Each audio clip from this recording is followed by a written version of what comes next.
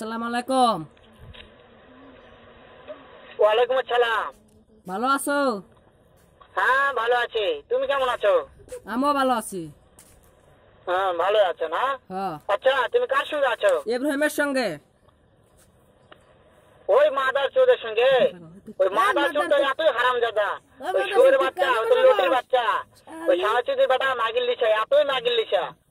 ওই হারামজাদের আমি সামনে পাইলে একটা এমন একটা চটকানি মারবো শালা মাদার চোদ।